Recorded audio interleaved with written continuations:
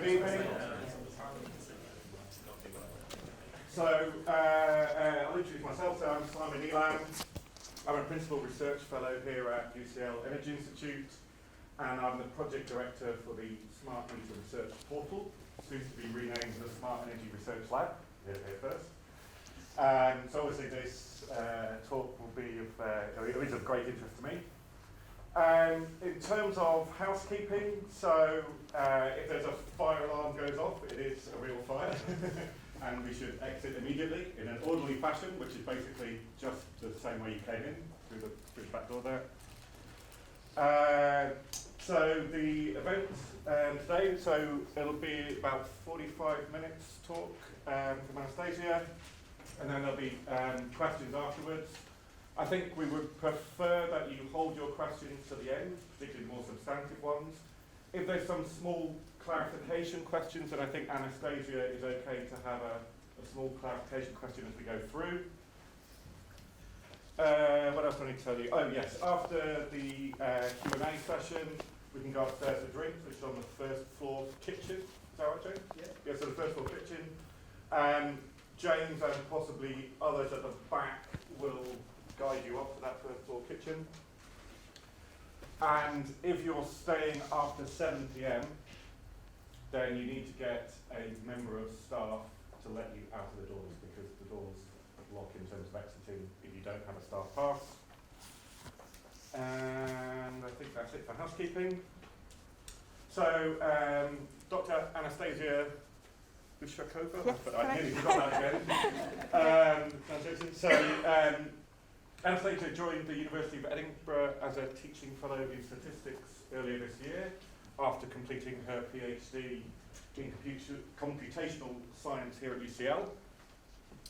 Her research interests are in complex time series analysis, text analytics, and big data approaches in a social science context, and particularly investigating novel machine learning methods. And her PhD research, which is the subject of tonight's talk, was concerned with big data analysis of smart meter data and the potential for big data to inform public policy and decision making in the energy sector. So, Anastasia. Thank you. Thank you so much, Simon. And thank you so much for inviting me here today to talk about my research. So, as was rightly said, I just finished my PhD. In my PhD project, I analyzed quite a big chunk of smart meter data. And during that research, I had a couple of questions to start with.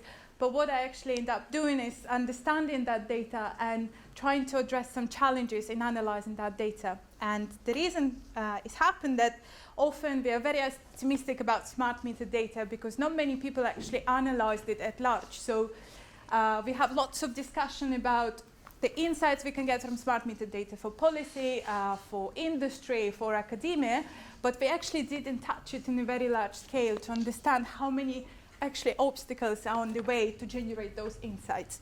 So just to give you a bit of introduction, so I did my PhD here in Consumer Data Research Centre, and I worked with one of the big 6 energy suppliers in Great Britain, which I think was Big 6 in 2015. Now it's actually 12 Big 6 energy suppliers.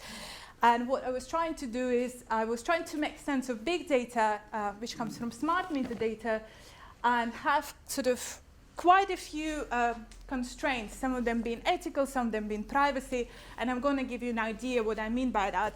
Basically, it's actually mean the constraints of granularity of, for instance, geography you can analyze with smart meter data. So you can have a very granular time series, you can see what people are doing every half an hour, but you cannot locate them on the map. So you cannot actually know where they live and what specific characteristics of the area they live may contribute to their energy use.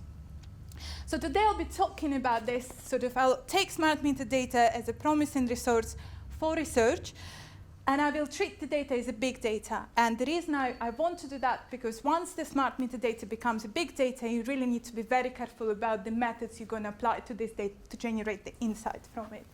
And most of the research by now was done on fairly small chunks of smart meter data, which was easy to cluster, easy to focus, but the challenge comes once we start to expand it to a bit bigger size. I'll talk about what this data can be useful for, And I'll give you 3 different examples. So one of them will be classification of energy use, or segmentation or clustering, which is quite common. I'll be talking about targeted classification, using an example of fuel poverty prediction. And I'll be talking about forecasting of energy use. I'll be showing you a little example how challenging it can be to actually study an individual customer, which can be very variable. And you'll see that in smart meter data, it's actually very hard to tell what people are doing if you were to move to very outlier cases under your study. And then I hopefully will draw on some conclusion and lessons I've learned, and hopefully which you can take with you if you ever work with smart meter data. And lastly, I think I also want to provide you with a little toolkit of methods which you can use for smart meter data. And in my research, I spent quite a lot of time trying them out.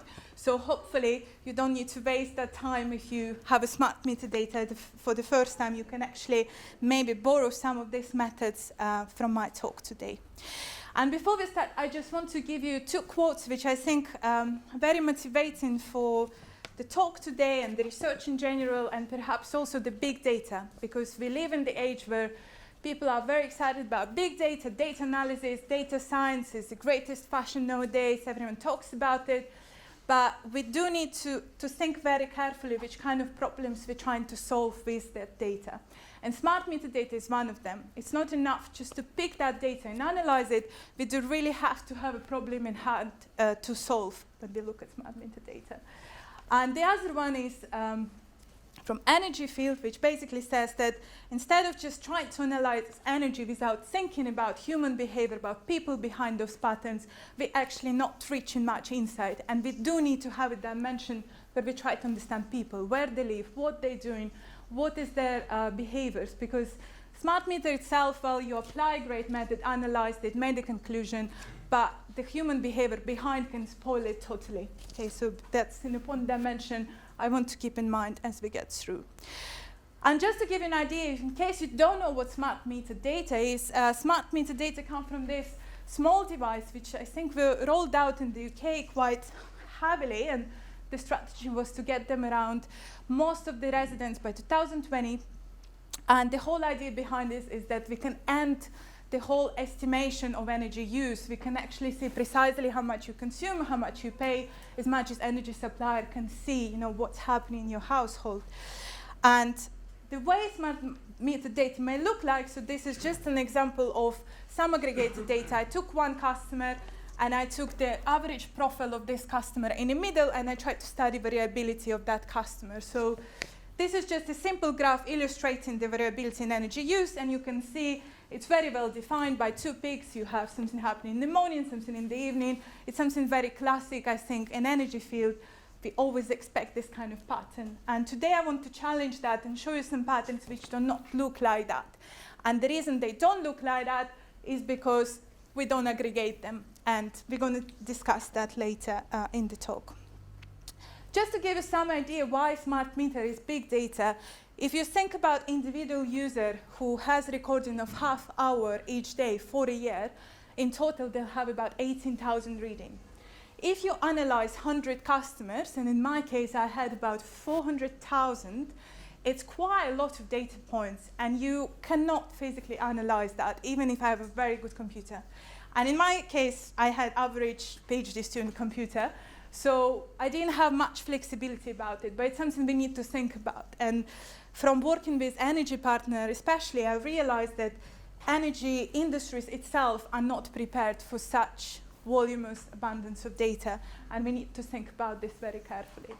This data can come in various forms, so depends on where you work in, who is collecting your data. Different companies may have very different way of forming the data when it arrives to them. It's recorded automatically, it's growing every minute, okay? So as we speak, the data grows in energy company premises, and it's striving to include everyone possible in the UK, if you consider the UK population, but hopefully, eventually we would have a Europe and US as well. And it's possible to join this data with other data sets, so it is very useful if you want to integrate it with something and study it as a whole. And it is scalable as well. It's flexible, you can rearrange it, you can aggregate it, you can disaggregate it. You can collapse it to a specific geography. So you do have lots of variability of the use depending what's your goal and what you're trying to show with this data. So just to give you another example is basically that's how the data arrives to me as a researcher. I have columns of times and I have some readings coming through, in this case in watt hours, and I'm basically trying to analyze that data in that form. And this is just a couple of visualizations how the profiles may look like. So you have very typical energy profile here. So that's the one we discussed earlier. And then you also have something maybe not very typical when someone stays at home quite a lot. So this is just two illustrations. I picked just some random customers and just say, well, this is kind of pictures you often see when you see smart meter data analysis and reports. And the question is, if I were to look at these profiles for many, many people and many, many days, it's maybe impossible to actually visualize it in that form. Yeah? Electricity only or electricity? So actually, it's a very good question. Most of my research today will be shown on gas examples. And the reason is I'm using gas is due to more volatility in winter times. So it was easier for me sometimes to study to clustering on gas because there was more variation, which I could explain due to weather. Okay, so in electricity there is way more covariates I couldn't control for, so I decided not to gamble on that. But hopefully, actually, because the structure of the data is the same, the methods applied on gas can be easily extrapolated to electricity. Just to give you an overview of sort of what my data looked like, what was the distribution. So this is I worked with a sample from 2015. There's been rollout of smart meters across the UK and the geographic areas postcode sector, and I had about 50 smart meters in each area. And the reason why it was useful for me to start actually my research in 2015 because rollout was just happening, and there was a little bias towards rollout. One of them being the fact that first people who received smart meter may have been the ones who've been at home when the campaign was happening. And the other one was that there were houses which were very poorly insulated. So there were two biases in my data set, but that allowed me to feel a bit more flexible to say, well, you know, I may have a bit more idea what my population is like, rather than if now smart meters data are everywhere, it's quite harder to say, you know, who gets which and what the population behind the users. So I'll be talking about things I applied to this data, which is segmentation, forecasting, classification. And lastly, I'll talk about anonymity preservation, which is really, really important topic. And I go back to this in the very, very end to show you which opportunities we could have if the anonymity preservation of the data was in place. And the methods I use is machine learning, but I don't want to overwhelm you much with technical details. It's basically the family of methods which learn from the data without giving a structure. Okay, so if you ever use linear regression model, for instance, you do specify the structure of your model, and you have some expected relationship in your data. In unsupervised learning, for instance, we have a chunk of data, and we learn via the method what are the relationship. And that's very useful if we want to do clustering, so we don't specify how we want to group customers, we let the method learn from our data instead. And by prediction here, I also mean that if we know that energy consumption is predictable, we know that we learned enough about the customer. So if I'm able to predict your energy use, maybe two things. Either I was just lucky, but also maybe I had a very good method which could understand all the variation in the energy use. So let us first start with the clustering. Okay, so I will give you a very brief example of what I've done with clustering, and I don't want to talk too much about it because there is so much research on clustering, and people done various clustering on residential, non-residential use, and they often give you about 5 to 10 clusters, and they all look very tidy, and you know, there is no more to do. So what I tried to do is I had 400,000 customers. 400,000 customers. So my question is, how can I cluster that data? You know, I can't possibly process in a computer, it collapsed. And I had to do a couple of things. One of them is aggregate my data. So what I did, I said, okay, I'm going to collapse all the yearly variation in the customer use, bring it to the annual one. So basically, person 1 would just have the annual average use. And then I would have a disaggregated one, but I will take a random sample of energy use, so I keep the things vary. Okay? And the reason I wanted to do that, because we do want to aggregate stuff. And if you look at the, I think government papers in general do have aggregation point. They have a point how much someone consumed over the year. That tells you nothing about what's been happening in the household and how they're different from the other areas. And to do the clustering, I use Gaussian mixture models. And again, don't want to overwhelm you with the details, but just to give you kind of a brief vision of this method, is probabilistic, which means that when you learn about your clusters, when you are assigning new data points to your cluster, you have a certain probability whether the data point belongs to that cluster instead of just strictly assigning them. Okay, so it gives you a bit of flexibility around which clusters you're assigning to your data points. And I'm going to show you a visual example of what it looks like. If you know a little bit about normal distribution, you actually may recognize this formula. But this is essentially the probability we are looking for.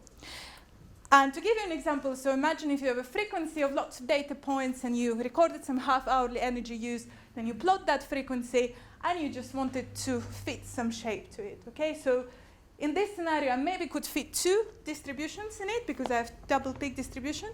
But you may have scenarios where you have way more variability in energy use, so you may want to fit a couple of those, okay, and then cluster those mixtures instead of just a single distribution layer. And to give you an idea, so when I did that on aggregated and disaggregated samples, when you aggregate your data, everything neatly goes towards the center, okay? So all your distributions will be sort of stacked one on top of another. There is no distinction, okay? When you have disaggregated case, you have like party of the points because they do vary quite a lot. And if you look visually, so this is the aggregated clusters. So I think it was about 100,000 smart meters I clustered. And if you look visually, you could say, well, you know, not much difference, right? They kind of have this nice double peak. Some of them vary a bit more, like cluster 4 and cluster 6. But if you look in general, I mean, if I were to bring a new smart meter point, can you tell me which clusters they're going to go? Probably not, right? It could be easily any. So when I did disaggregated sample, what I got was this. And you may say, well, this is so trivial, right? I mean, this is not an interesting finding, even if I actually was thinking about this. But you get so much diversity. And if I get a new smart meter data, I could easily allocate it to one of these clusters, or probably decide it doesn't belong to any, or put this in this box as well. So you get way more variability. And personally, I'm interested with that variability. Okay, so if you're interested with average picture, what the UK consumers are like, maybe we'll be satisfied on this level. Sort of, yes, on average, that's what we are looking at. But if we want to dig in and understand customers from inside, we may want to disaggregate our samples. So this is one of my first lessons I drawn, sort of through challenges of understanding how can I analyze all data at once. I actually figured out that, well, those challenges are there for a reason, and we need to be very careful when we try to cluster our data. And this is something I haven't seen much being considered, mainly because the samples were always small in the past. So there was no issue of too much variability. And you could, if you cluster, say, 100 users, they will neatly come into, let's say, 6 clusters, right? So what's interesting about this, if I were to remove one of the outlier clusters, like this one or that one, the data will cluster in even more clusters. So once you start increase variation, you will get more and more distinctive energy use. And another thing which is challenging is, so where are the clusters? Do they cluster geographically? Well, they are not. Okay, so and one of the reasons maybe is that every region in the UK, or every city in the UK, do have a little bit of each cluster. Okay, so it's not a big issue, but just also to say that clusters in smart meter data don't necessarily imply that all of those people which we clustered in clustered 1 will also live in one area. So they may be going all over. But again, this is just a brief, not very conclusive result. So just to summarize this quick bit, okay, so this was more like sort of a light introduction to this. Just to show you that, well, we can use Gaussian mixture models. We need to be quite careful, and as a further step to this, I also try to predict the clusters I found. And if I actually do prediction on these aggregated clusters, I do get much better accuracy, because clearly in the ones which everything aggregated, you cannot guess which one you're going to. And my kind of point, and something I keep telling everyone, so I think last year I had a PhD student in another department writing to me, I tried to get the results you have, how do you get that? And I was like, well, you don't aggregate them. you shouldn't aggregate them, because then you're going to lose all the dynamics you care about. So there is lots of clustering research. It's not new, but we do not still have a general strategy to use. We don't have a perfect method. We don't have defined clusters of energy use in the UK. So for me, this is an opportunity. Okay, we need to work harder on this, and we need to bring our experience together. But you will see there is so much research out there discussing clustering and suggesting you that those clusters are definite clusters of energy use, which I'm getting more skeptical about once I've seen more data. Whew, take a breath. Let's move to a second example. I'd like to give you something more specific, okay? So far we talked more about data generation, and I'd like to talk to you now about what if you had some data on customers, like smart meter data, but you also knew something about the customer. So for instance, you knew that maybe they were fuel poor or they had problem with energy costs. Can you use smart meter data now to predict that condition? And that's something I will try to answer with this example. And it's not very dissimilar to clustering, because clustering is essentially grouping by some category, and in that scenario was energy use. But what if your customers are grouped by qualitative category, which is non-numeric? Can you use smart meter data for that? And this is something I welcome to suggestions. It's not definite answer, so please don't treat this as I solve the problem of fuel poverty, which is such a difficult subject. And I think many of you know about it a lot, and know that it's very important. We do need to understand who is fuel poor, how we can find them, how we can solve the fuel poverty crisis. And due to the fact that many customers don't even know that there is fuel poverty support available to them, can we just look at the smart meter data and find them? So that's the question I was looking at. So I took some samples of data, and I created a vulnerability flag for customers and just said, well, if they've been having some support, which is financial support, or they had warm discounts, and I said, well, these customers may have some association with vulnerability. So we can look what their consumption patterns are like. And just to give you an idea, so I plotted monthly use of two customers, which one of them was vulnerable and non-vulnerable, and I tried to compare, is there anything different in those variability? And I think family customers, so this is, I think starts in September, and it's average monthly, so I'm really sorry, the graphs are quite tiny. But it's just to give you an idea, just visually, is there any differences? And the reason I'm doing that, because often when you have a small sample of data, you visualize it, and then you look, are there visual differences? Let's apply a method. With smart meter data, if you have so many customers, you can't physically sit and press on every single one to check what's happening.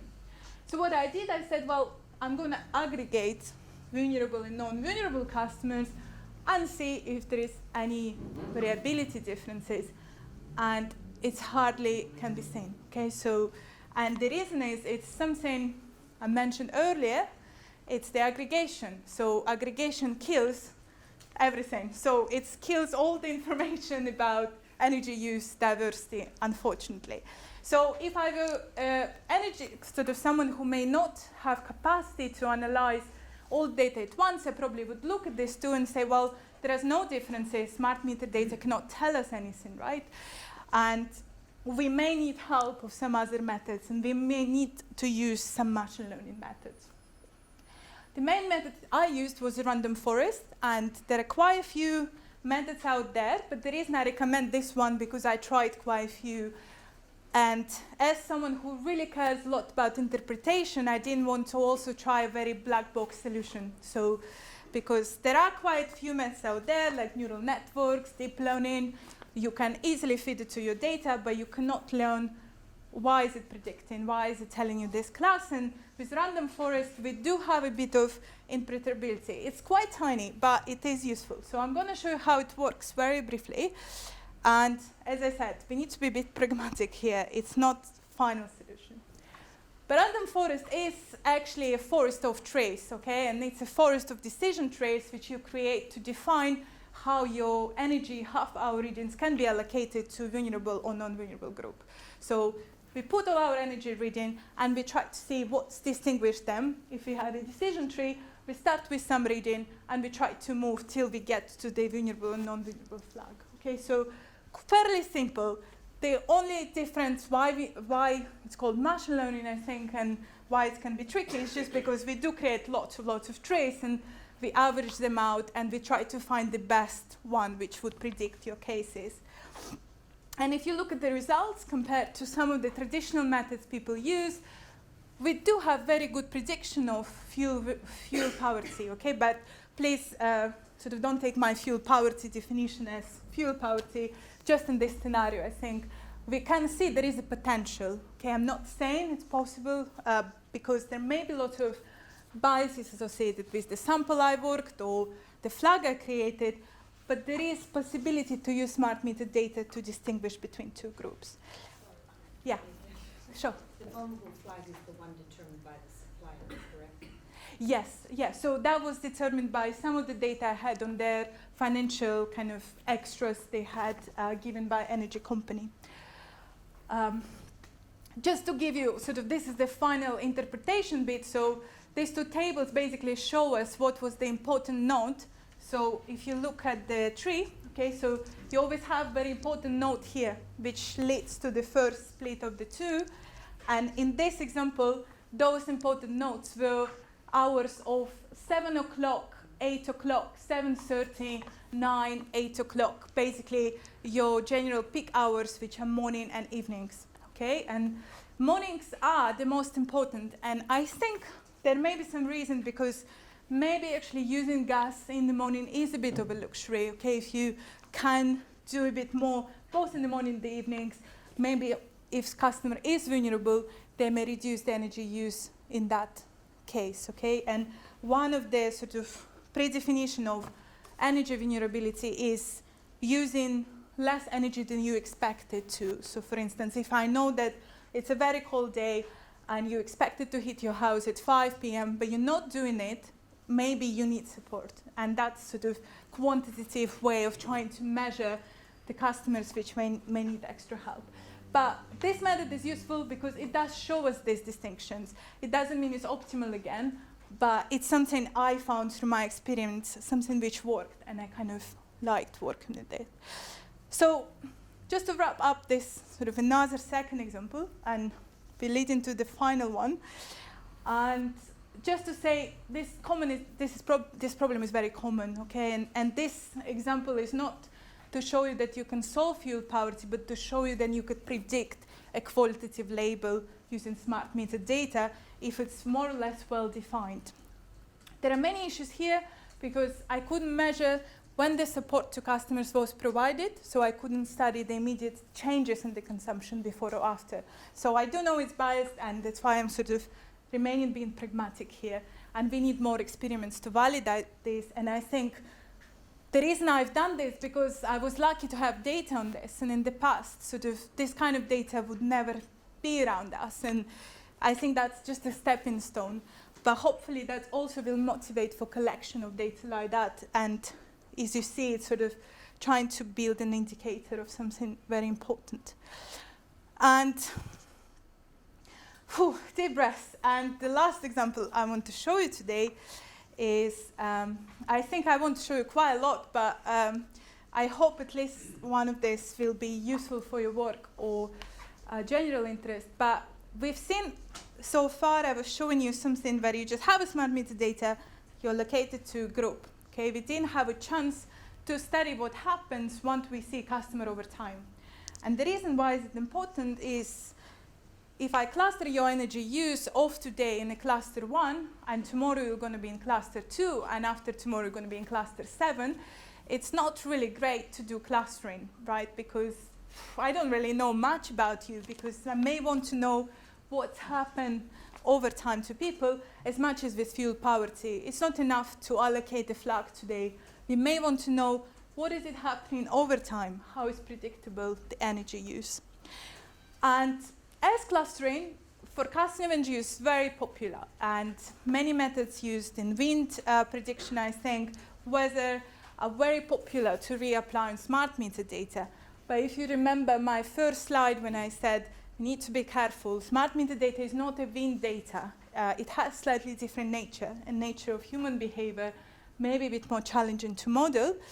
But the question I want to ask, imagine if you an energy company and you have lots of privacy constraints and you can only deal with smart meter data. What can you do with it? Can you study your customers over time, or you just put it in a bin, trash it, and there is no point? So in my research, for instance, I didn't have much additional data, so I tried to see what kind of insights I can get just from looking at one person over time. And what I use is the method called Generalised Additive models, which is another very good method for interpretation-wise, because it's not a black box, really. And it was developed by Simon Wood in Bristol, who I think has lots of interest in energy data right now. And they work a little bit with EDF, I think, and they're trying to apply those methods to EDF data, but mostly, I think, non-residential sector. And just give you an idea of what it is, I'm not going to go much in details, but this is an example of a linear model, but the linear model which is not formed of discrete independent variables, but formed of functions. Okay, so instead of having your x and y, you have a function of y, which is predicted by the sum of functions of x. Okay, so basically, you just construct some functions of those variables and add them up. And to give you an idea, what happens here is that if I have a smart meter data, I could fit the function on that data, but then I could vary that function depending, for instance, if I think it's a different day of the week, or it's a different customer, it's a different location, I could vary this function, using sort of smoothing parameters. And the example I'm going to show is actually quite brief, but I tried to understand, will there be any difference in predictability of energy use for rural versus urban residents? And the reason I've chosen that is that unlike any other socio-demographic, I think, characteristics, rural and urban is a bit more definite than, for instance, if I were to take aging population versus non-aging population, there is still a chance that I may be picking up the customer which doesn't belong to that group. So maybe having more clear geographical boundaries can be more informative and less biased in this scenario. And what I did essentially, I said, well, I'm going to pick one from rural, one from urban. Let me see, are there any differences in predictability of the energy use?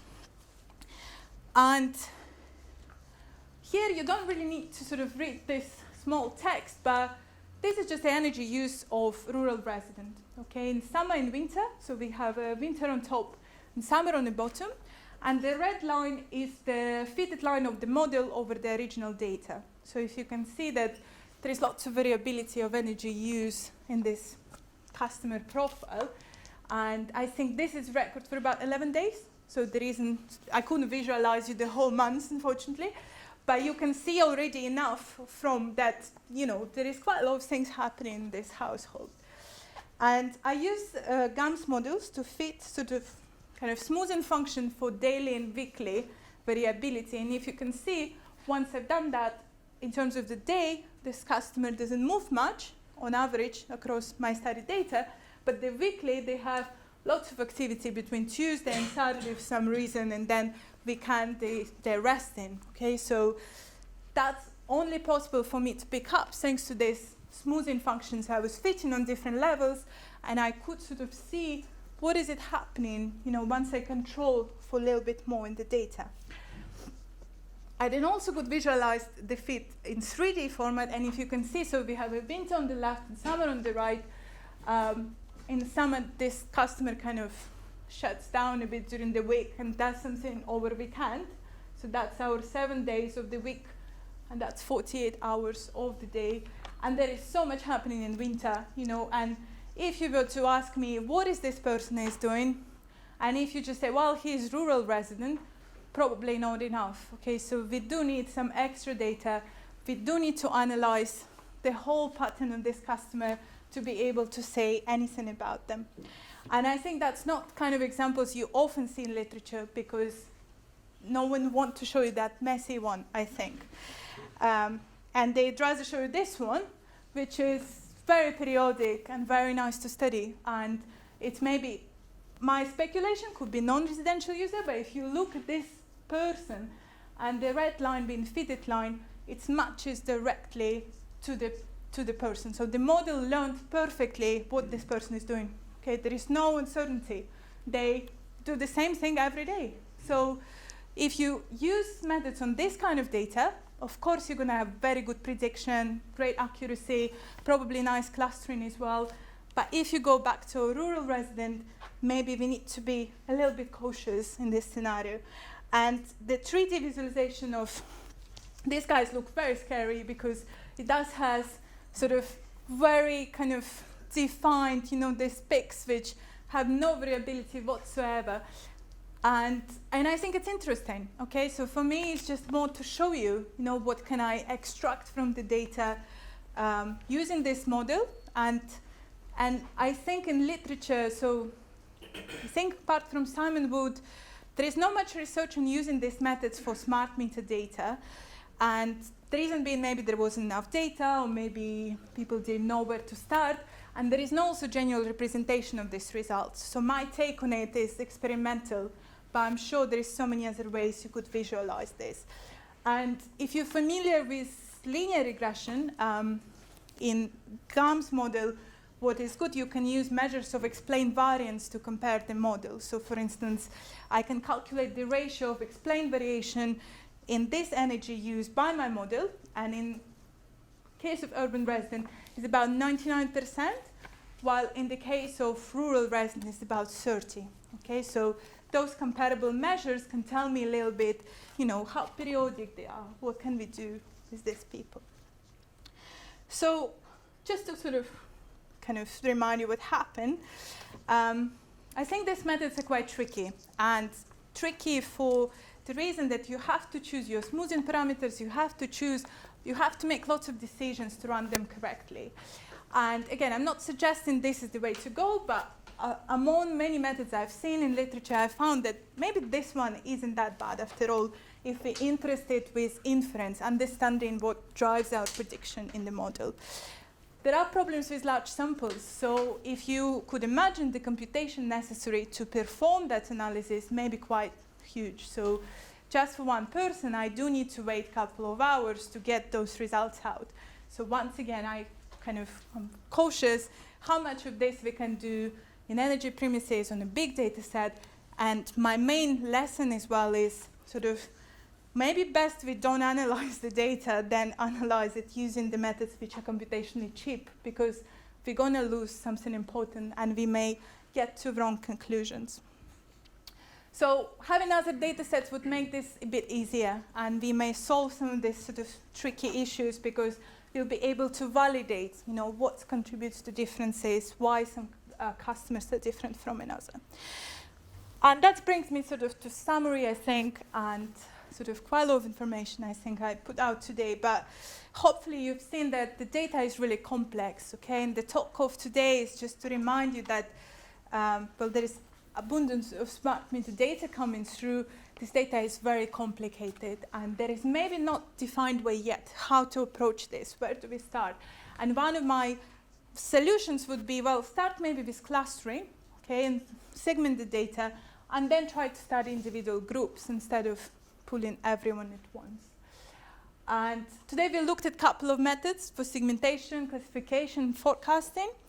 And important sort of elephant of the room in the room here is the privacy of the customers. So all of what I've done was under strict regulations of the customer privacy, but we can work around that problem, and the computational methods are there to help as well, because there are a number of ways we can transform our data mathematically into some different form, which we can still analyze it, but we won't be able to trace back to original reading. And why I think it would be scary to see original reading is that maybe actually seeing that someone is at home or someone is sleeping or someone is doing something isn't ethical after all. And we need to think about it with methods we want to design for that. So yeah, I think that's what I mentioned.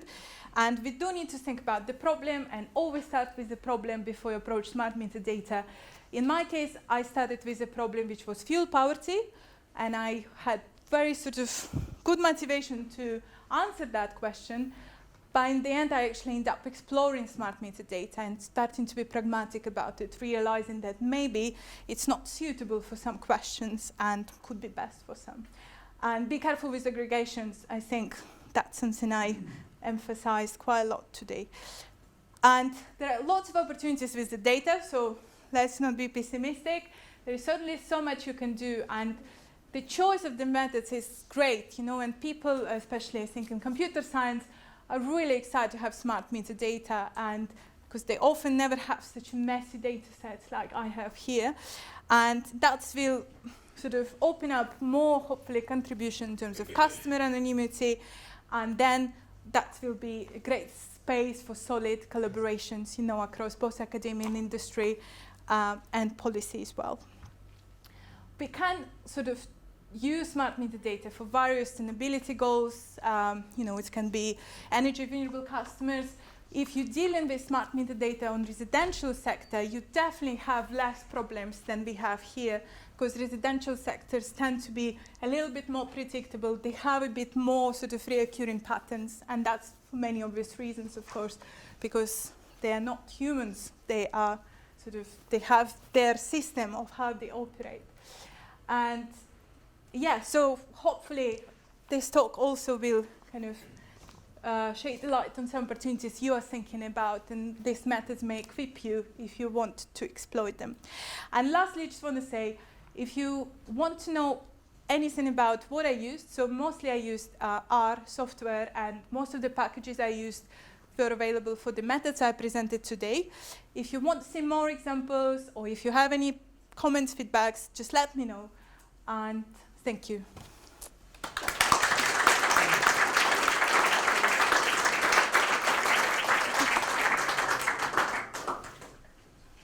Okay, so we've now got opportunity for some questions. Perhaps I've asked, if you have a question, if you could just briefly give your name and affiliation or organisation, if you have one first. And then, yeah, My name's Leon Barker from Renewable Energy Consultant. How do you know that some of these customers are fuel poor? Is the data tagged? So I worked with a small sample. It was part of my MSc project, which I worked with industry partner. They provided me with customer flags on whether they were enrolled in specific support. So it was helping with their bill, so they have some discounts. Sort of, that was a composite of the flag. Okay, so it's maybe slightly subjective, but the data of that was given to me by the company, and that was it. Okay, so that's as much as I got. So I had smart meter data and the flags. So I tried to see, can I just use smart meter data to connect to each other? And it's a very good question, because it's one of those examples actually of machine learning methods when, well, it just predicts well, right? It has a high accuracy. Will it work on a different sample? I'm not sure. And that's why maybe we need a bit more experiments. We need to think of those flags. We need to study the customers in more detail. And I think in my example, it was sort of rather illustrative, but those flags can be subjective as well. So if someone receives a warm discount, it doesn't mean maybe they're vulnerable energy customers. There may be many other reasons why they haven't one. So, And they regarded that as being within the ethical guidelines. So the data set I worked with, I had no idea who lives where. So I only had the information on their vulnerability, which was the flag, and the smart meter reading. Okay, so I could not locate them. I didn't know where they live. So it was the same as just picking a random person from millions of people. And the energy company I worked with had lots of customers. So I kind of hope, there was no issues with that. But I went through a couple of kind of ethical checks before doing that as well. So it wasn't something like I had to check that many times before presenting it to you today. So hopefully, there is no harm in that, only benefit, actually showing we can do these things. I was wondering, what is your approach to uncertainty, or how did you approach uncertainty in your model? Sorry, can't How finish did here. you approach uncertainty in your That's a very good question. So I think the reason I approached uncertainty the way I approached uncertainty in my models is by switching to the models which are slightly more probabilistic in nature, okay? And that brings me to my Gaussian mixture models, because what it's allowed me to see is what is the likelihood of certain customer being allocated to a cluster, and if the likelihood as well I cannot allocate them, that's much better than allocating them into something which looks like a cluster they may belong to. There is certainly, again, with GAMS as well, because we use a smoother function, and you can make that smoother more complex, so you can make it weaker by sort of relaxing your degrees of freedom. So you can overfit your model, but you can also make it very generalizable. So if you keep yourself in that balance, you may have a bit of more kind of parsimonious results, I'd hope. I also use cross-validation in all my methods, so I tried to test all my methods on the new data sets, and I did have a lot of data to sort of try to run them here and there. But I think, for me personally, I think Bayesian statistics may offer you a little bit better measures of uncertainty, but there are challenges for applications, and I didn't get sort of my hands to it yet, but I do think those are the way to go with many smart meter data applications. It's more the limitations of how much software we have for that, how much computational power we need, because for every Bayesian calculation, you'll need a bit more memory than for anything I've shown here. But it's a very good point, and it's something I always keep in mind, and I think everyone should when they run any of these results. You probably next. Edison Bourne on the Energy Systems Data Analytics Masters. Interested in some of the random forest model, if there were other features you're able to generate from sort of raw data set like daily peak usage or sort of day-to-night ratio that were useful in the model, so outside of those sort of half-hourly models. So this is something you can extend your model to, I think, if you're interested with significance of connected time. Okay, so if you're interested what significance of time between 9 to 12 is a chunk, I think you could easily just reorganize those features and plug them in. When I did my random forest analysis, what I found that with random forest, for instance, you can build your tree just on random features. Okay, you have 48 half hours, but you can also make a tree out of 5 and see whether it's better versus 48. And in my scenario, 48 was always better, because it's always best to include all the time, at least in this kind of chunk. But personally, I mean, if you have some extra data, if you know a bit more about the customers, if you want to separate significance of specific peaks, you can just play with the data, right? Sort of try to see would that interconnectedness work better. And I think that's something you don't need a crazy method for. It's something you can rearrange your data a little bit. From these preliminary results, again, it was very simple example. The classification was very simple as well. Of course, if you're trying to classify something very marginally different, so if you have customers which literally on borderline, maybe the interactions of times is more important. So it may depend on the case.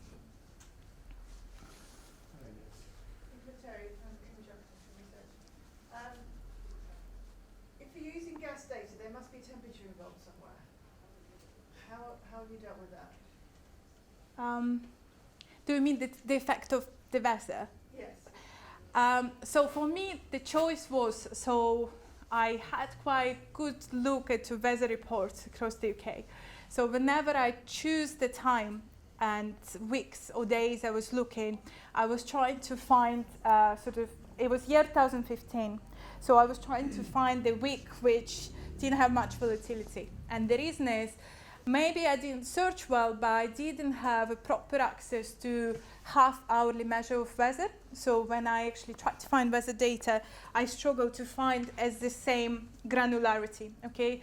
And having just a daily measure won't tell me anything, right? I have no idea where customers are, what their houses are like. So sometimes weather can be actually quite useless because I think there is some research actually which does show that the weather may sort of confuse your model a lot because the effect of weather is moderated heavily by your house and what you're doing in your house, and sort of even sort of where you are in the land, you know, may make lots of difference.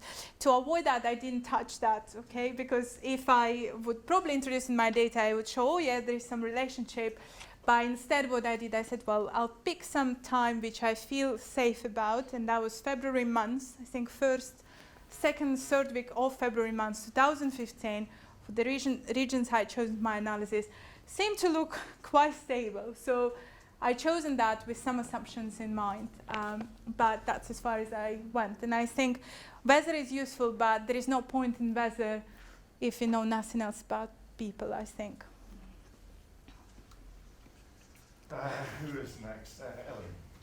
Ellen from the UCL Energy Institute. What kind of issues did you run into with data quality, missing data, any outliers and things? Very good question, very, very good question. Lots of issues, and I think spent a year dealing with them. And I think PhD is not enough to explore this data. I think you need a bit more time. But there is lots of issues, and some of them comes from smart meters itself. So smart meters sometimes turn off, turn on. So sometimes you just have a chunks of kind of columns where you have nothing. And then there are outliers. So you do get quite heavy energy consumptions, which are sort of beyond normal. And for me, sort of, I wasn't that keen just to remove them. So I actually wanted to look at them. And that's why I look at the rural resident I've shown you today. And there was many examples which I think are very interesting. And they can be picked up with clustering. Okay, so if you remember the disaggregated sample I've shown, you can see some really strange guys, and they'll be picked up, and you can look further in them. And I think there is other things like sometimes non-residential user comes in residential sample, or someone using their house, not the way they reported it to energy supplier. So if you think energy supplier gets the data about the customer, but if that data wasn't updated for a couple of years, I mean, things may have changed, family may have expanded, things like that. So I find those, and I really enjoy looking at them. So I didn't deal with them, but I tried to keep them safe, you know, so I can study them later. Say you next. Sam Atwood, also from the Energy Systems MSc. You mentioned that you thought it was important to try and find clusters that were persistent over time for specific households. Yeah. I was just wondering if you tried to address that through your research, and how you did it, and whether it was successful.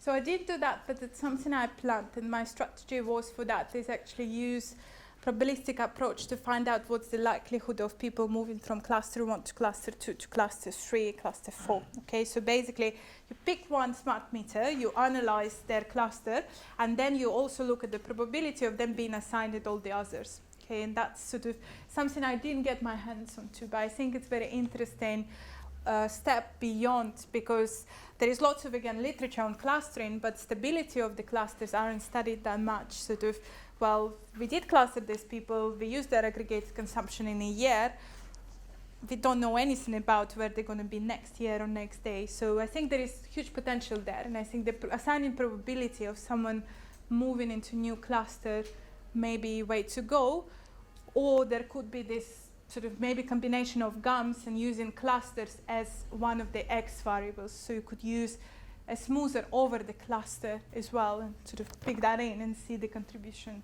of that in the whole big model. That if you can do that for your master dissertation, I think it's quite cool. Dan Wright from Loughborough University. There's some interest in releasing smart meter data via APIs for wider use. As someone who's really gotten to grips with how massive this data is, do you have any feelings or thoughts on whether this data should be accessible, or should it be kept secure for those privacy reasons?